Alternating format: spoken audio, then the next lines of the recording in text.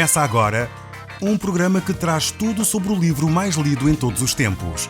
Apresentamos O Som do Livro.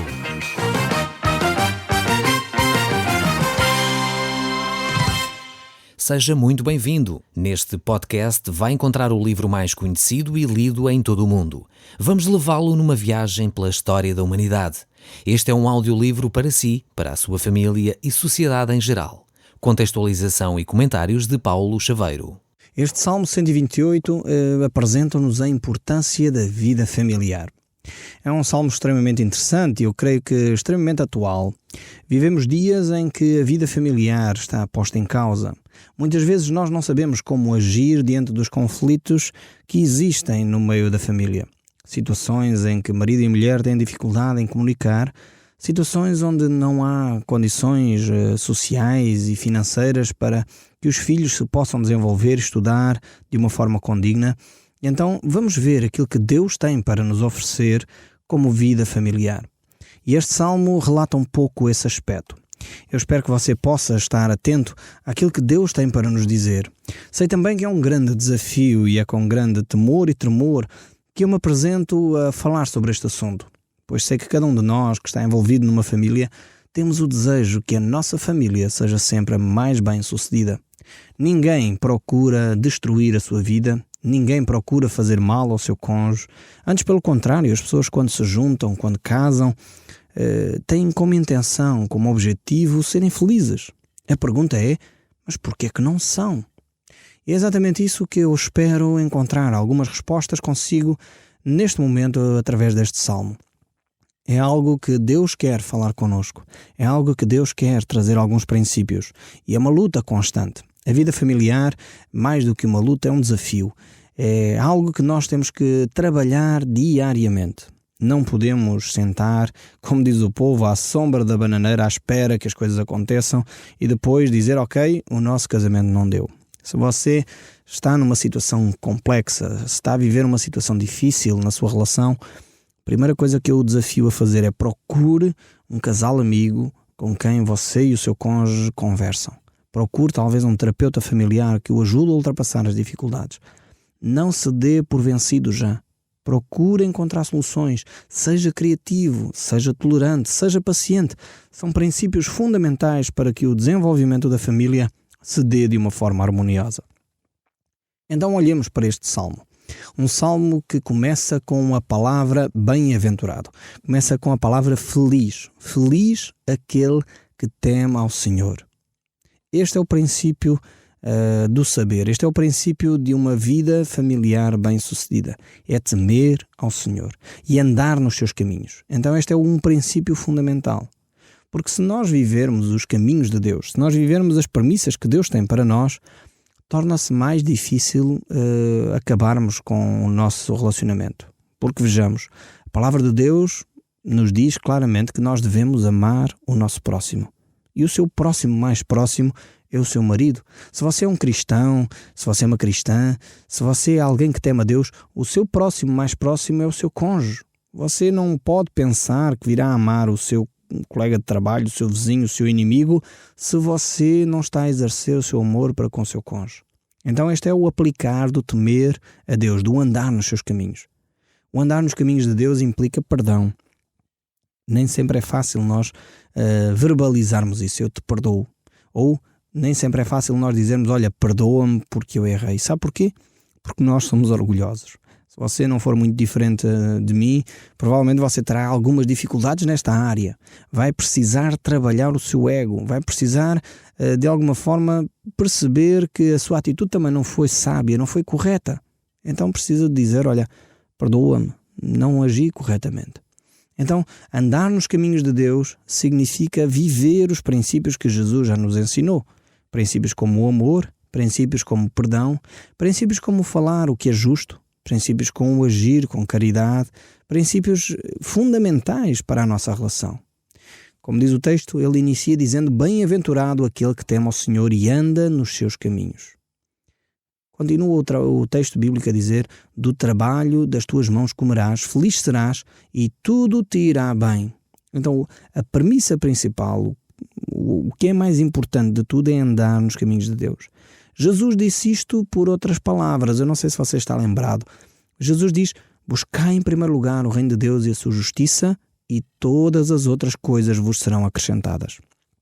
Está a falar aqui do fruto do trabalho das nossas mãos, está a falar aqui do cuidado que Deus tem para connosco, está a falar aqui da relação conjugal. E ele prossegue a dizer: tua esposa no interior da tua casa será como uma videira frutífera, teus filhos como rebentos de oliveira à roda da tua mesa. Então esta é uma imagem poética, como é óbvio, que está a ser descrita pelo salmista.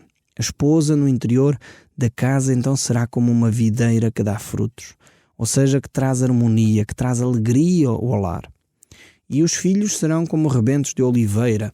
A oliveira na Bíblia sempre está associada ao óleo, à unção do Espírito Santo, à alegria mais uma vez. Então os filhos trazem este componente à vida familiar também. Então é esse o desejo de Deus para si e para mim, é que nós tenhamos uma vida familiar que seja agradável a Deus, mas também a cada um de nós. Eu penso que era possível, se nós vivêssemos e andássemos nos caminhos de Deus, termos um pedacinho dos céus entre nós. E esse pedacinho dos céus entre nós deveria ser a nossa vida familiar. Mas você está talvez a pensar e a dizer: mas Paulo, a minha vida familiar é mais um pedaço do inferno que outra coisa. É uma situação terrível, é constantemente discussões, é constantemente agressões. Não suporto mais isso. Eu creio, se estás a viver uma situação deste género, que talvez precisas de dar um passo de confrontação saudável, mas também com alguém. Dizer: meu caro amigo, marido, esposa, precisamos talvez de um acompanhamento de alguém. Precisamos de alguém que nos ajude a ultrapassar estas tensões. Precisamos de alguém que nos ajude a evitar constantemente estas agressões. Como vemos aqui no texto, a esposa e os filhos seriam esta bênção, que trariam a alegria, que trariam a paz, que trariam a harmonia, que trariam a prosperidade à vida familiar. E é por isso que o autor aqui fala da esposa e dos filhos à roda da mesa. Já viu bem esta imagem? E nós portugueses bem sabemos, quando queremos estar alegres, como fazemos? Fazemos uma refeição, fazemos um almoço, um bom cozido à portuguesa, uma boa feijoada, estamos ali com a família num ambiente alegre, dinâmico. Porquê? Porque é exatamente aí onde se passa os afetos, onde se passa as brincadeiras, onde rimos, onde estamos alegres. E esta é a imagem de Deus para a vida familiar. E continua este salmo a dizer: eis que como será abençoado o homem que teme ao Senhor. O Senhor te abençoe deste Sião, para que vejas a prosperidade de Jerusalém durante os dias da tua vida e vejas os filhos dos teus filhos. Paz sobre Israel. Mais uma vez, o segredo para que a nossa vida familiar seja diferente é a bênção de Deus. Talvez você é um cristão e o seu cônjuge não sei a sua situação, mas se não é assim, se você talvez ainda não é cristão, você necessita da bênção de Deus sobre o seu lar, sobre a sua vida familiar, sobre o seu casamento. Peça a Deus essa bênção. O Senhor te abençoe deste Sião, diz este salmo. Talvez você é um cristão e a sua esposa também, mas a sua vida está um caos neste momento. Talvez vocês estão a pensar em cada um ir para o seu lado. Perderam a bênção de Deus. A pergunta é: precisam voltar aos caminhos do Senhor? Eu creio que sim. Por isso é que o texto inicia dizendo que aquele que teme ao Senhor é feliz, aquele que anda nos seus caminhos. Mesmo os filhos de Deus por vezes se afastam dos caminhos de Deus. E por isso precisam de clamar de novo ao Senhor por bênção. Talvez está na altura de você clamar ao Senhor por bênção sobre o seu casamento, orar pelo seu cônjuge, pedir a Deus que Ele o abençoe a Ele, pedir-lhe a si, talvez humildade, pedir para si submissão, pedir para si capacidade de perdoar, pedir para si capacidade de não ofender, de não magoar, pedir a bênção do Senhor sobre o seu casamento, para que Deus abençoe e traga prosperidade sobre a sua vida familiar, mas não seja uma prosperidade momentânea. Não seja uma prosperidade que se limita a meia dúzia de semanas, mas uma prosperidade que você vai ver até aos filhos dos seus filhos. E é interessante esta promessa de Deus. Que você ainda vai ver os seus netos e esses netos vão beneficiar da sua relação saudável com o seu cônjuge. Isto é fundamental. Vivemos dias, de facto, em que muitas famílias vivem o drama da separação, em que sofrem tremendamente. É uma dor profunda que pais e mães têm de passar porque não suportam já tanta tensão. Eu creio que mesmo cristãos que estão a viver este drama precisam da bênção de Deus sobre os seus casamentos. E isto não se faz também só com palavras, faz-se também com atitudes, faz-se também com mudança de pensamento. É necessário talvez você mudar a sua forma de encarar a sua vida. Talvez precise de mudar alguns hábitos. Talvez você precise de deixar de lado determinadas atitudes e palavras que você tem até hoje que estão a ofender e a destruir a alma do seu cônjuge, para que a bênção de Deus possa ser enviada sobre a sua vida. Você provavelmente tem que ajustar a sua vida aos caminhos de Deus. Deixe o Espírito Santo falar ao seu coração neste momento. Deixe Deus trabalhar na sua vida para que você possa efetivamente permitir que essa ação de Deus mude radicalmente e sobre o seu casamento haja uma bênção até à vida dos seus netos. Chegamos assim ao Salmo 129. Um outro salmo extremamente rico também, e vejamos então o que este salmo nos diz. Muitas vezes me angustiaram desde a minha mocidade. Israel que o diga. Desde a minha mocidade me angustiaram, todavia não prevaleceram contra mim.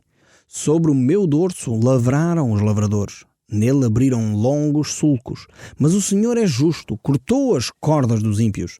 Sejam envergonhados e repelidos todos os que aborrecem a Sião.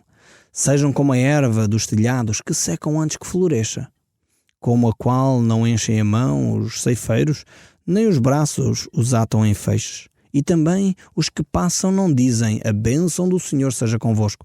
Nós vos abençoamos em nome do Senhor. Aqui temos este salmo mais uma vez interessante.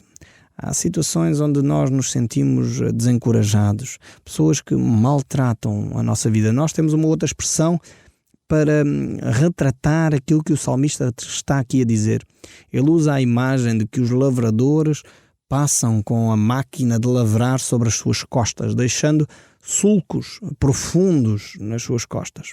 Nós costumamos dizer em bom português que alguém está a dar uma facada nas costas, não é? Usamos esta imagem também de alguém que nos está a trair, que está a fazer algo que nos vai prejudicar profundamente. E muitas vezes nós vemos exatamente isso acontecer. Pessoas que vêm com intrigas, com maledicência, com atitudes que nos vão prejudicar. Nós estamos de paz, enfim, de boa consciência, e alguém nos dá uma facada nas costas, atraiçoa-nos de uma forma terrível, sem que nós tivéssemos oportunidade sequer para nos defender. Aquilo que o salmista diz é que essas pessoas têm os dias contados. São como a erva que cresce num telhado. E que a injustiça que elas praticaram contra nós, Deus fará justiça na sua vida. E isto é uma promessa que nos deve deixar tranquilos. Não seja você a querer justificar-se, não seja você a querer fazer justiça pelas suas próprias mãos. E olha que eu sei o que estou a falar por experiência própria. Tenho vivido já momentos deste género, em que senti claramente pessoas que comeram à minha mesa, pessoas quem eu confiava, que tinha dado amor, carinho, tinha dado atenção, agiram desta forma, atraiçoando-me, denegrindo o meu nome, pondo palavras na minha boca que eu nunca proferi, pondo atitudes ou pensamentos que eu nunca imaginei, nem nunca pensei. Mas a seu tempo Deus fez justiça. Não agi contra essas pessoas, antes pelo contrário, orei por elas para que elas se arrependessem, se voltassem para Deus. Mas Deus a seu tempo fez a sua própria justiça. Deixe Deus agir. Não seja você a querer agir no lugar de Deus. Você não é Deus. Você fará certamente estragos. Permita que Deus trabalhe. Deixe você ficar tranquilo. E como diz o texto, Deus vos abençoe. Fique na bênção de Deus. Não deixe que o pecado do outro o afete de tal maneira que o leve a si a pecar. Este é o grande perigo. É de nós fazermos algo errado simplesmente porque outros fizeram. Mantenha-se na bênção de Deus e verá que a seu tempo Deus, o próprio Deus, o defenderá. O Salmo 130 traz agora uma nova reflexão e diz: das profundezas clamo a ti. O salmista está de novo angustiado. Está numa situação tremenda, talvez uma situação idêntica à sua. Uma situação onde você se sente que está nas profundezas. E o que o salmista fez? Clamou ao Senhor. É a altura de você clamar. É a altura de você levantar a sua voz e dizer: Senhor, ouve a minha oração. Como diz o salmista: escuta, Senhor, a minha voz. Esteja alerta os teus ouvidos à minha súplica. Faça deste Salmo 130 talvez a sua oração a Deus. Pega neste salmo e clama a Deus. E ele prossegue a dizer: se observares, Senhor, iniquidade, quem, Senhor, subsistirá? Contigo, porém, está o perdão, para que te temam. Aguardo, Senhor, a minha alma o aguarda, eu espero na tua palavra. A minha alma anseia pelo Senhor, mais do que os guardas pelo romper da manhã. Espera Israel no Senhor, pois no Senhor há misericórdia, nele copiosa redenção. É ele quem redime Israel de todas as suas iniquidades. Vejamos aqui como o salmista está confiante em Deus. Ele sabe que, apesar de ele estar a viver uma vida angustiada, ele está num buraco profundo, ele sabe que a situação é tremenda, mas a sua alma se volta para Deus. A minha alma anseia pelo Senhor. Minha alma deseja que Deus se manifeste. É como diz o salmista, quando eu estava na tropa e tive que fazer vigílias lá, enfim, sentinela lá ao quartel, era efetivamente uma situação deste género, e não era uma situação, enfim, muito dramática. Estávamos a viver um período mesmo assim complexo na nossa sociedade. Na altura em que eu fiz a tropa, tínhamos ainda restícios das chamadas FP25 e supostos atentados que eles provocavam, diziam eles, a quartéis. Nunca soube nada em concreto, mas dizia-se nessa altura, e então nós, como sentinelas, tínhamos que estar bem atentos para que nada desse tipo de situações ocorressem. E era verdade que quando se entrava pela madrugada, quando mais se avançava na madrugada, mais ansiosos nós estávamos para que chegasse amanhã. E este é o desejo do coração do salmista, que nós ansiemos pelo Senhor, da mesma forma como o sentinela deseja que amanhã chegue para acabar o serviço e entregar esse serviço a outros militares que possam vigiar noutras condições, porque à noite é extremamente desgastante e cansativa estar alerta e atento durante aquelas horas da noite silenciosas. Mas este é o desejo do nosso coração, esperar em Deus, esperar por Deus, ver a ação de Deus. E Ele é o Deus que exerce justiça. Ele é o Deus que redime, como é usada esta expressão aqui, redime a Israel de todo o seu pecado, de todas as suas iniquidades. Então, se você sente isso, que o seu pecado é de facto algo que está a impedir de se relacionar com Deus, você está desejoso de se relacionar com Deus, mas sente que o seu pecado é uma barreira, confesse agora mesmo esse pecado. Diga: Senhor, Tu és o Deus que perdoas. Faça deste Salmo 130 o seu salmo. Senhor, Tu és o Deus que perdoas, eu entrego o meu pecado. Eu confesso e abandono, porque a Bíblia diz no livro de Provérbios que aquele que confessa e deixa alcança misericórdia. Mas aquele que só confessa e não faz nada com ele, continua a viver em pecado, então não vai encontrar a misericórdia de Deus. Precisamos de facto tomar uma atitude para abandonar o pecado que nos escraviza. Então certamente Deus trará bênção sobre a sua vida. O Salmo 131, ele prossegue, é um salmo, um novo salmo, e ele diz: Senhor, não é soberbo o meu coração, nem altivo o meu olhar. Não ando à procura de grandes coisas, nem de coisas maravilhosas demais para mim. Pelo contrário, fiz calar e sossegar a minha alma, como a criança desmamada se aquieta nos braços de sua mãe, como essa criança é a minha alma para contigo. Espera, ó Israel, no Senhor desde agora e para sempre. Mais uma vez um salmo extremamente belo em termos de poesia, em termos de conteúdo para nós. Vemos aqui como o salmista diz: Senhor, o meu coração não procura grandes coisas. Infelizmente às vezes vemos pessoas que estão sempre à procura de mais e mais e mais. É a busca do ter, do ter. As pessoas estão sempre à procura de grandes coisas. Uns querem ser grandes vedetas, outros querem ter imagens numa revista, outros querem... Muitas vezes procuram coisas, procuram estar nos holofotes da publicidade. Mas o salmista dizia: Senhor, eu não procuro nada disso. Antes, pelo contrário, o que eu quero é ter uma relação íntima contigo. Como a criança, quando tem fome, e esta imagem bela da criança, se aquieta nos braços da mãe. Não sei se você já teve o privilégio de ver uma criança que se aquieta nos braços de sua mãe quando está com fome. Como sabe, eu tive três filhos e tenho visto muitos outros bebés.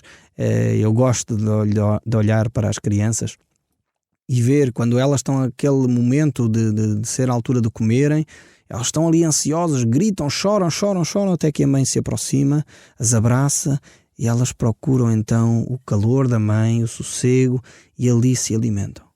Esta deveria ser a nossa atitude para com Deus, de nos aquietarmos, como diz um outro salmo, aquietai-vos e sabei que eu sou Deus. Então é a altura de você ir para o colo de Jesus, ficar quieto, como uma criança já não está mais em ansiedade, já não está a chorar, já não está a clamar, porque agora se encontra nos braços da sua mãe. Assim você deve se encontrar nos braços do Senhor. Ficar quieto nos braços de Jesus. Deixar que Deus o alimente. E Ele está a fazê-lo através da sua palavra, está a fazê-lo através deste programa, está a fazê-lo através quando você lê a Bíblia, através da sua palavra, quando você lê a Bíblia em casa, quando você ora. Talvez há um amigo ou um vizinho que lhe dá uma palavra que vai de encontro às suas necessidades. Talvez alguém o alerta para uma falha e um pecado na sua vida que precisa de ser corrigido. Deixe Deus falar ao seu coração. Deixe de ficar inquieto. E faça como a criança que está à procura do consolo da mãe, ficar quieta nos braços da sua mãe.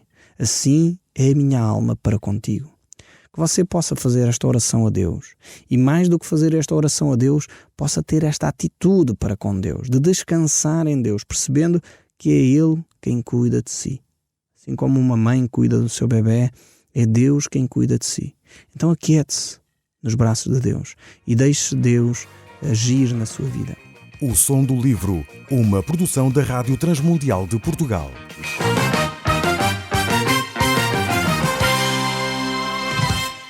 RTM. Conhece todos os nossos programas em rtmportugal.org. Uma produção da Rádio Transmundial de Portugal.